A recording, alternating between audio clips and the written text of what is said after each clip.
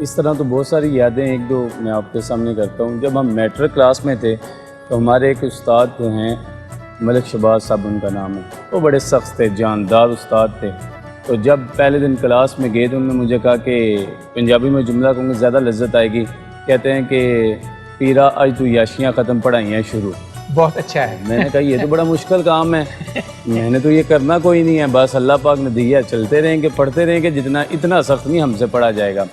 دوسرے دن میں کلاس میں گیا تو میں نے انہیں کہا کہ استاد جی پہلا پیریڈ ہے، اگر پہلے پیریڈ میں ہم ناشتہ مل کے کریں تو اس میں میرے حال میں بہت برکت ہے.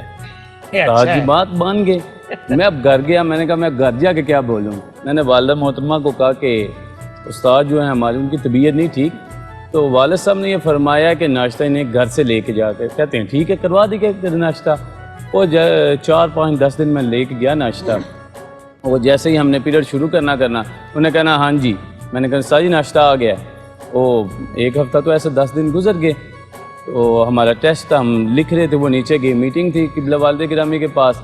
تو وہ کہتے ہیں جیسے ہی میٹنگ میں گئے واپس آئے، یہ اصل وہ بات سنانے والی. میں نا نیچے اتر رہا تھا، مجھے پتہ چل گیا استاد آ رہے ہیں. میں نے کہا ناشتہ لے آئیں، اب تو پھر ناشتے کا ٹائم ہو گیا.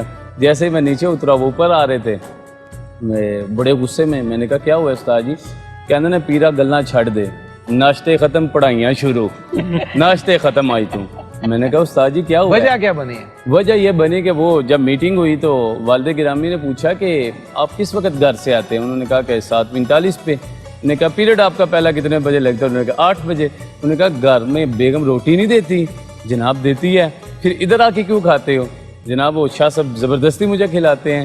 وہ سارا ادھر جا کے کٹا چھٹا کھلا کہ یہ تو بیٹے نے خود گیم بنائی ہے، وہ ادھر سے بھی ادھر سے بھی ادھر سے بھی. تو اس طرح بہت ساری ہماری چیزیں تھیں جو یادگیری رہتی آتی ہیں، آج بھی انسان کو یاد ہیں اور ہمیں آتی ہیں. بالخصوص ہماری میٹرک کے کلاس کے جتنے بھی ہمارے دوست ہیں آج بھی اکٹھے ہوتے ہیں تو ہم بہت ساری ایسی یادیں ہیں وہ ہم تازہ کرتے ہیں.